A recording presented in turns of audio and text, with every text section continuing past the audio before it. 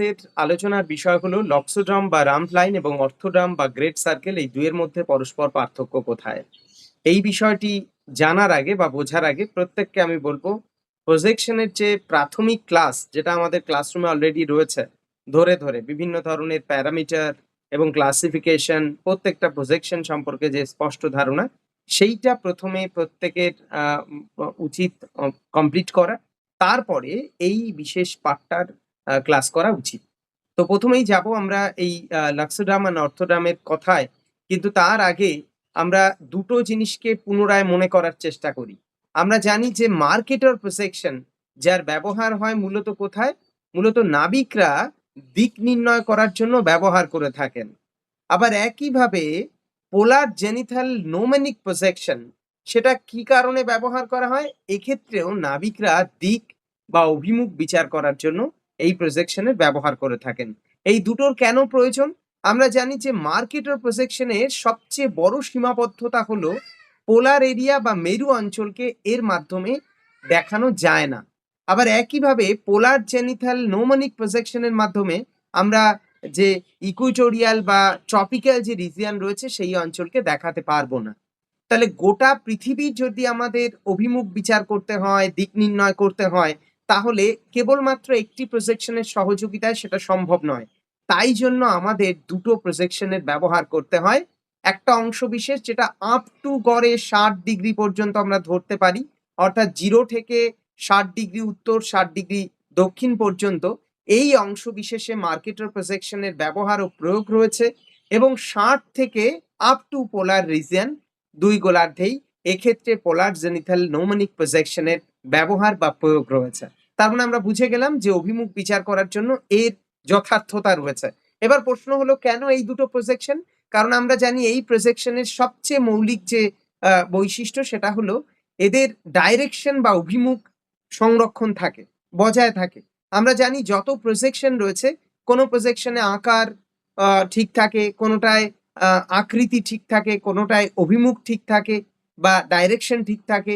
তো এই যে বিভিন্ন ধরনের সংরক্ষণ প্রণালী অভিক্ষেপের, সেই জায়গায় দাঁড়িয়ে মার্কেটর এবং পোলার জেনিথাল নোমেনিক প্রজেকশন উভয়ের ক্ষেত্রেই আমরা যদি দেখি অভিমুখটা ঠিক থাকে, সংরক্ষিত থাকে। তাই জন্য আমরা দিক নির্ণয়ের ক্ষেত্রে এই দুই অভিক্ষেপকে ব্যবহার করতে পারি। গেল।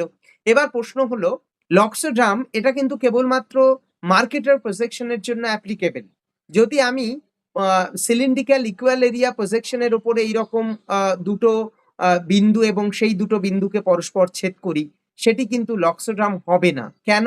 কারণ আমরা জানি অভিক্ষেপের ক্ষেত্রে যেমনটা হয় না, স্ট্যান্ডার্ড প্যারালাল। স্ট্যান্ডার্ড প্যারালাল কাকে বলে? যে প্যারালাল বা যে অক্ষরেখা বরাবর বিচ্যুতি। কিসের বিচ্যুতি?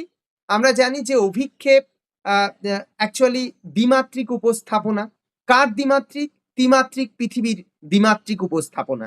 তাহলে ত্রিমাত্রিক পৃথিবীর প্রতিভ রূপ যদি আমরা খুঁজতে যাই, সেটা কি? সেটা হলো জেনারেটিং গ্লোব। তাহলে এই জেনারেটিং গ্লোব এবং আমি যে প্রজেকশন করলাম, এই দুয়ের মধ্যে কি পার্থক্য আছে? জেনারেটিং গ্লোবে অক্ষরেখা, দাঘিমা রেখাকে ত্রিমাত্রিক ভাবে উপস্থাপন করা হয়েছে, আর আমি যে প্রজেকশন করছি সেখানে দ্বিমাত্রিক ভাবে উপস্থাপন করা হয়েছে। এবার এই যে দুটো পার্থক্য, রিপ্রেজেন্টেশনের পার্থক্য, এই পার্থক্যে আমরা যে জিনিসটা পাবো সেটা হলো বিচ্যুতি পাবো। অক্ষরেখা বরাবর জেনারেটিং গ্লোবের সাপেক্ষে বিচ্যুতি সবচেয়ে কম। কোনো কোনো প্রজেকশনের ক্ষেত্রে বিচ্যুতি থাকবেই না। যদি বলা হয় বোনস প্রজেকশনের মৌলিক বৈশিষ্ট্য কি, সবচেয়ে গুরুত্বপূর্ণ বৈশিষ্ট্য হলো এর প্রত্যেকটা parallel as like standard parallel. তো এই রকম বিষয়টা আর কি। আমি এই কথাগুলো বলার একটাই কারণ ছিল, সেটা হলো স্ট্যান্ডার্ড প্যারালাল এবং সেই প্যারালাল বরাবর বিচ্যুতি মান সবচেয়ে কম বা অধিকাংশ ক্ষেত্রেই বিচ্যুতি থাকে না। এবার এখান থেকে যত আমরা উপরের দিকে যাব, অক্ষাংশের অবস্থানগত সরণ হবে, তত দেখব বিচ্যুতি গ্র্যাজুয়ালি বাড়বে। তাই জন্য কেবলমাত্র নির্ভরযোগ্য হলো এই স্ট্যান্ডার্ড প্যারালাল, বাদবাকি সব ক্ষেত্রেই বিচ্যুতি থাকে। আর এই বিচ্যুতি থাকে বলেই কোনো ক্ষেত্রে আকারের পরিবর্তন হয়ে যায়, কোনো ক্ষেত্রে আকৃতির পরিবর্তন হয়ে যায়, কোনো ক্ষেত্রে ডাইরেকশনের পরিবর্তন হয়ে যায়। এই যে পরিবর্তন, একটা হলো অক্ষরেখা বরাবর বিচ্যুতি, আর দুই হলো দ্রাঘিমা রেখা বরাবর বিচ্যুতি। যত অভিক্ষেপ আমরা করি সেই অভিক্ষেপে যে ক্ষেত্রে অক্ষরেখা বরাবর এবং দ্রাঘিমা রেখা বরাবর বিচ্যুতি মান সমহারে পরিবর্তিত হবে, সেই অভিক্ষেপকে ব্যবহার করেই আমরা অভিমুখ বিচার করতে পারি। যেমনটা মার্কেটার প্রজেকশন, আবার একইভাবে পোলার জেনিথাল নোমনিক প্রজেকশন।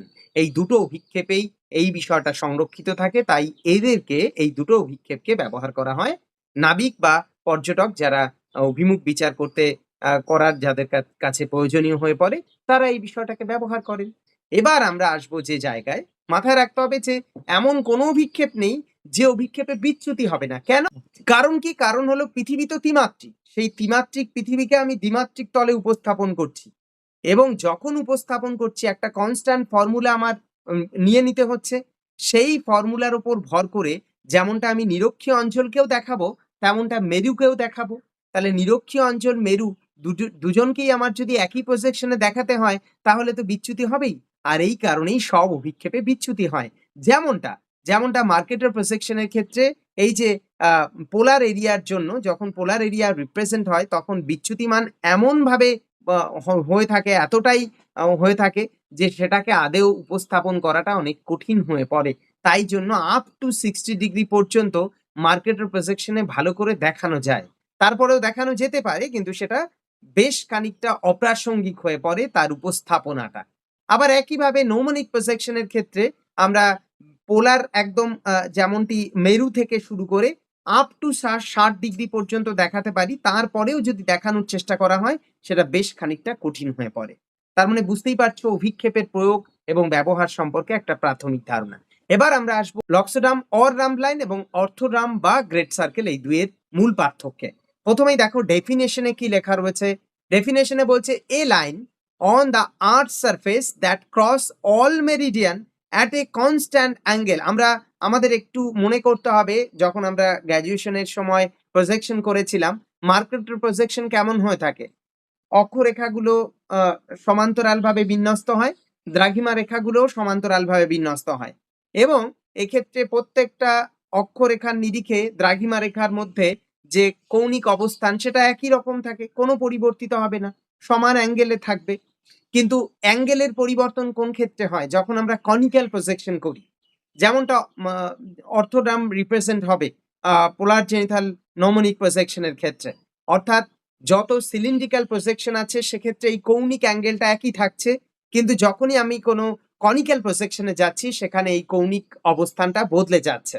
তাই জন্য বলা হচ্ছে লক্সোড্রামের ক্ষেত্রে a line on the earth surface that means একটা প্রজেকশনের উপরে, দ্যাট ক্রস অল মেরিডিয়ান, প্রত্যেকটা মেরিডিয়ান বা দ্রাঘিমা রেখাকে ক্রস করবে অ্যাট এ কনস্ট্যান্ট অ্যাঙ্গেল, একই অ্যাঙ্গেলে এই যে ক্রস করাটা সেটা হবে। ঠিক আছে, অ্যাঙ্গেলের যেহেতু কোনো পরিবর্তন হয় না, একে আমরা লক্সোড্রাম বলছি। অর্থোড্রাম, অর্থোড্রাম কি? দ্য শর্টেস্ট পথ between two point on the surface of a sphere that means conical and lying along a great circle, অর্থাৎ গ্রেট সার্কেলের সাথে সমঝোতা রেখে এ অবস্থান করবে বা বিন্যস্ত হবে। অর্থাৎ সহজ ভাষায় যদি বলি, মার্কেটার প্রজেকশনের ওপরে লক্সোড্রাম যখন আমি আঁকবো, তখন সেটা one kind of straight line হবে, স্ট্রেট লাইন। আর যখন আমি অর্থোড্রাম আঁকবো, তখন সেটি কি হবে? সেটি হবে তখন অ্যাজ লাইক গ্রেট সার্কেলের মতো রিপ্রেজেন্ট হবে। অর্থোড্রাম বা রাম্প লাইন কার উপর, কোন প্রজেকশনে উপস্থাপন করা হয়? মার্কেটরে। কেন? কারণ এক্ষেত্রে অক্ষরেখা বরাবর, দ্রাঘিমা রেখা বরাবর স্কেল বিচ্যুতির মান সমহারে হয়ে থাকে। যদি আমি বলি সিলিন্ড্রিক্যাল ইকুয়াল এরিয়া প্রজেকশন, তার উপর করলে কি হবে? না, হবে না। কেন? কারণ সেখানে এই রেডিয়াল অ্যান্ড ট্রানজিশনাল স্কেলের বিচ্যুতি মান সমহারে হয় না। তাই জন্য এখানে রাম্প লাইন বা লক্সোড্রাম তৈরি করা সম্ভব নয়। যদি করিও আমি জোর করে, সেক্ষেত্রে ডাইরেকশন বা সঠিক অভিমুখ আমি পাবো না। এবার দেখো মনে রাখবো কিভাবে, লক্সোড্রাম যখন আমি মার্কেটার প্রজেকশনের উপর আঁকছি, তখন সেটি হচ্ছে একটা স্ট্রেট লাইন। যখন এটিকে আমি একটা গ্লোবের উপরে কল্পনা করব, তখন সেটা হয়ে যাবে স্পাইরাল শেপ কার্ভ। আবার একইভাবে অর্থোড্রাম যখন আমি পোলার জেনিথাল নোমানিক প্রজেকশনের উপর আঁকছি, তখন সেটি কি হয়ে যাচ্ছে? তখন সেটি হয়ে যাচ্ছে একটি একটি যেমন এখানে হলো কি স্ট্রেট লাইন মার্কেটারের উপরে, এখানে এটি হয়ে যাবে একটা স্ট্রেট লাইন। কার উপরে? গ্লোবের উপরে। গ্লোবের ওপরে এটি হয়ে যাবে স্ট্রেট লাইন। তাহলে রাম্প লাইনটা গ্লোবের ওপরে কি? গ্লোবের ওপরে spiral shape curve.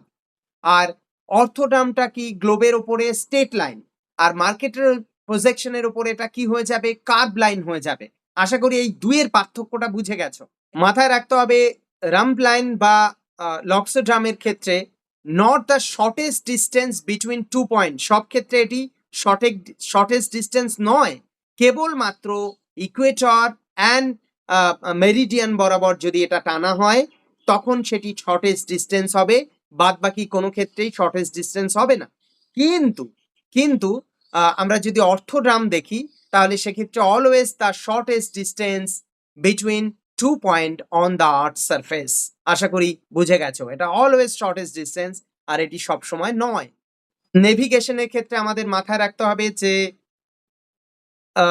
Equatorial and tropical রিজিয়নের ক্ষেত্রে লক্সোড্রাম বা রাম্প লাইনের ব্যবহার করা হয়ে থাকে, যেহেতু এই প্রজেকশন এখানে অ্যাপ্লিকেবল, আর নেভিগেশনের জন্য ব্যবহার হয়। তাছাড়াও use in air navigation due to fuel efficiency and reduce travel time, কারণ এটি সবসময় শর্টেস্ট ডিস্টেন্স হয়। ঠিক আছে, গ্রেট সার্কেল বরাবর যেহেতু হয় তাই জন্য এটাকে আমরা সবসময় শর্টেস্ট ডিস্টেন্স বলে থাকি। আর রাম্প লাইন সবসময় সঠিক ডিস্টেন্স হয় না, এটা রাম্প লাইনকে উপস্থাপন করছে, গ্লোবের ওপরে রাম্প লাইন বেঁকে যায়, আর গ্লোবের ওপরে যেটা অর্থোড্রাম সেটা কি হয়ে যায়, একটা স্ট্রেট লাইন হয়ে যায়, সেই স্ট্রেট লাইনকে আমরা দেখতে পাচ্ছি। তাহলে এটি as great circle shortest distance, আর রাম্প লাইন সবসময় শর্টেস্ট ডিস্টেন্স হয় না। Okay, and complexity simple to follow and constant direction থাকে, অর্থাৎ এক্ষেত্রে ডাইরেকশন বদলের দরকার হয় না, যেহেতু এটি লাইক সিলিন্ড্রিক্যাল প্রজেকশন, তাই জন্য এক্ষেত্রে সিম্পল বিষয়টাকে অনুধাবন করা। কিন্তু কিন্তু দেখা যায় অর্থোড্রামের ক্ষেত্রে এটা require regular adjustment of bearing, অর্থাৎ বেয়ারিং অ্যাডজাস্টমেন্ট করতে হয়, তাই জন্য এয়ার নেভিগেশনে যেটা অটোমেটিক বাই রাডার মেনটেন হয়ে থাকে, তাই জন্য এটি ব্যবহার করা হয়ে থাকে। Also known as ramp line, এটাকে রাম্প লাইন বলে লক্সোড্রামকে, আর এটিকে গ্রেট সার্কেল রুট হিসাবে চিহ্নিত করা হয়। অর্থোড্রামকে গ্রেট সার্কেল রুট বলা হয়। এখান থেকে প্রশ্ন আসবে পরীক্ষা এই কথা থেকে। প্র্যাকটিক্যাল ইউজ যদি আমি বলি তাহলে লক্সোড্রামের ক্ষেত্রে common in maritime chart and traditional নেভিগেশনে ব্যবহার হয়, আর বর্তমানকালে used aviation and long distance flight planning এর ক্ষেত্রে এই অর্থোড্রামের প্রয়োগ হয়ে থাকে। আশা করি এই দুটো বিষয় বুঝে গেছি। তাহলে লক্সোড্রাম আর ইজিয়ার টু নেভিগেট বাট লঙ্গার, একটু ডিস্টেন্স বেশি হবে কিন্তু ইজি নেভিগেট করার ক্ষেত্রে, আর অর্থোড্রামের ক্ষেত্রে আর complex but shortest and more efficient for long distance. আশা করি এই জায়গা থেকে ক্লিয়ার। আমরা যদি বাংলায় কিছু কথা এখানে লিখে রাখা হয়েছে, যেটা অলরেডি আমি বুঝিয়ে দিয়েছি, বোঝানো কমপ্লিট, যে RSTS স্কেল এবং তার বিচ্যুতি সেই বিষয়গুলো কি, সেগুলো এই নোটে পরপর আমি তুলে ধরেছি। যেমন দেখো, বলা হয়েছে মার্কেটের অভিক্ষেপের ওপর অঙ্কিত কোনো সরলরেখা সমস্ত দ্রাঘিমা রেখাকে একটি নির্দিষ্ট কোণে ছেদ করে এবং একটি নির্দিষ্ট দিক নির্দেশক সরল রেখা রূপে গ্লোবে চিহ্নিত হয়। একে রাম্প লাইন বা লক্সোড্রাম বলা হয়।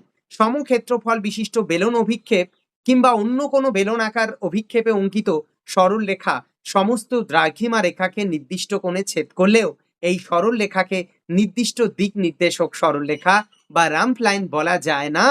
কেন বলতে পারবো না?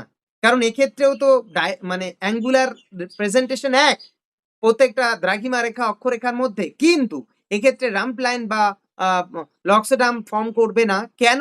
কারণ এখানে রেডিয়াল স্কেল অ্যান্ড ট্রানজিশনাল স্কেলের বিচ্যুতির মান অসমান হওয়ার কারণে অঙ্কিত সরলরেখার সঙ্গে দ্রাঘিমা রেখাগুলির ছেদ বিন্দুগুলিতে একই বেয়ারিং বজায় থাকে না। বেয়ারিং মানে অভিমুখ বজায় থাকে না। উল্লেখ্য, মার্কেটের অভিক্ষেপে রেডিয়াল স্কেল এবং ট্রানজিশনাল স্কেল পরস্পর সমান হয়ে থাকে এবং সমহারে বদল হয়। নেক্সট, এখানে এই বিষয়টা তুলে ধরা হয়েছে কেন বেলুন অভিক্ষেপে এটা করা যায় না। অনেক সময় আগে যেমন 2 নাম্বারের যখন প্রশ্ন আসতো পরীক্ষায়, তখন কিন্তু এই প্রশ্নটা দিত যে কেন সমক্ষেত্রফল বিশিষ্ট বেলুন অভিক্ষেপে আমরা লক্সোড্রাম বা রাম্প লাইন উপস্থাপন করতে পারি না। তো সেটা এখানে লিখে দেওয়া হয়েছে।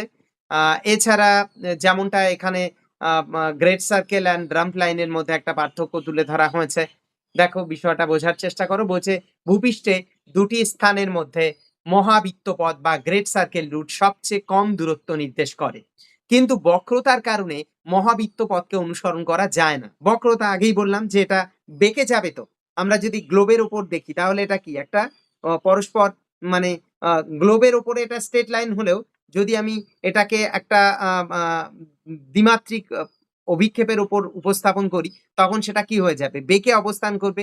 তাই জন্য এক্ষেত্রে প্রত্যেকটা মুহূর্তে বেঁকে যাবে। তাই জন্য এটিকে মেইনটেইন করা কঠিন। কিন্তু আমরা যদি cylindrical projection like marketer projection সেখানে যদি আমরা দেখি যে রাম্প লাইন আঁকা হলো সেখানে এটি স্ট্রেট লাইন হয়ে যাবে। তাই জন্য অভিমুখের বদল অনেকটা অতটা আ মানে জটিল হয় না। ঠিক আছে? তাই এখানে স্পষ্টভাবে লেখা রয়েছে ভূপৃষ্ঠের ২ টি স্থানের মধ্যে মহাবৃত্ত পথ সবচেয়ে কম দূরত্ব নির্দেশ করে। কিন্তু বক্রতার কারণে মহাবৃত্ত পথকে অনুসরণ করা যায় না। তাই ভূপৃষ্ঠের ২ টি স্থানের মধ্যে মহাবৃত্ত পথকে কতগুলি জ্যা দূরত্বে মানে কর্ড ডিসট্যান্স একটু করে ভাগ করে হয় না? এইটুকু করলাম ১ম এ তারপরে আরেকটা এইরকম। কর্ড ডিসট্যান্স অর্থাৎ রাম্প লাইন অংশে ভাগ করা হয়। কর্ড ডিসট্যান্স তৈরি করা হয়। অর্থাৎ পুরো ডিসট্যান্সটাকে আমি কতগুলো আলাদা স্ট্রেট লাইনে ভাগ করে নিলাম। ঠিক আছে? প্রতিটি বিন্দুতে যাত্রাপথের দিক পরিবর্তন ঘটিয়ে গন্তব্যস্থল পর্যন্ত জাহাজ বা বিমান চলাচল করে। সব জ্যা দূরত্বের সমষ্টি ভূপৃষ্ঠের ২ টি স্থানের মধ্যে মহাবৃত্ত পথের দূরত্বের প্রায় সমান হয়। এক্সাক্ট সমান তো নয়, প্রায় সমান। কারণ আমরা জানি যে গ্রেট সার্কেল হলো অ্যাকচুয়াল রুট। আমাদের পৃথিবীতে গ্রেট সার্কেল হলো অ্যাকচুয়াল রুট। কিন্তু সেই অ্যাকচুয়াল রুটকে আমরা যখন ডাইরেকশন বিচার করে অভিমুখ নির্বাচন করছি, তখন আমার রাম্প লাইন বা এই কর্ড ডিসট্যান্স এর সহযোগিতা নিতে হচ্ছে। না হলে আমি পুরো অভিমুখ বিচার করে সঠিক গন্তব্যে পৌঁছাতে পারব না। তো অভিক্ষেপটি সম-আকৃতির হওয়ায় মহাদেশ ও মহাসাগরের আকৃতির কোনো প্রকার বিকৃতি ঘটে না। তাই মেরু অঞ্চল ছাড়া এই অভিক্ষেপে পৃথিবীর মানচিত্র আঁকা হয় এবং এই ধরনের মানচিত্র বায়ুপ্রবাহ, সমুদ্রস্রোত, নদীর গতিপথ, পথঘাট ইত্যাদি দেখতে অভিক্ষেপকে বহুলাংশে ব্যবহার করা হয়। মার্কেটার প্রজেকশন এর কথা বলা হচ্ছে। লাস্টলি একটা কথা লেখা রয়েছে, "An orthodrahm or great circle route is typically represented as a straight line on gnomonic projection." gnomonic projection এর উপরে এটা কি হবে? স্ট্রেট লাইন হয়ে যাবে। ঠিক আছে? Straight line. In other map projection such as Mercator projection, it's represented as a curved line, যেটা আগেও আমি বুঝিয়ে দিয়েছি। তো এই আলোচনা আজকের এই ক্লাসের এই পুরো বিষয় উপস্থাপনার পর আমার মনে হয় এই দুটো বিষয় নিয়ে কারোর কোনো কনফিউশন থাকতে পারে না। এইরকম ভাবেই ধারাবাহিক আমাদের স্পেশাল ক্লাসগুলো যে স্টাডি ম্যাটেরিয়াল সেকশন সেখানে আপলোড হবে। যাতে করে ভূগোলের যে বিষয়গুলো আমাদের সাধারণত ধরাছোঁয়ার বাইরে থাকে অথচ সেখান থেকে পরীক্ষায় প্রশ্ন আসে সেইগুলোও আমাদের ক্লাসরুমের অংশ হয়ে যেতে পারে। সেই টার্গেট নিয়ে যে কাজ করা সেটা আমাদের চলবে। আর বর্তমানকালে তোমরা যারা পরপর ধারাবাহিকভাবে পড়ছো তারা পড়ে সামনে এগোতে থাকো। কারণ ক্লাসরুমের উদ্দেশ্য 100% আমরা ক্লাসরুমের সমস্ত বিষয়কে সকলের সহযোগী করে তুলবো যাতে সাবজেক্টের কোনো পার্ট আমাদের ক্লাসরুমের বাইরে না থাকে। আর তোমার দায়িত্ব হবে নিজে সেই বিষয়গুলোকে কুক্ষিগত করে সফল হওয়া। কারণ উদ্দেশ্য ক্লাসরুমের সফলতার সংখ্যা বৃদ্ধি করা। দেখা হচ্ছে পরের ক্লাসে। টাটা।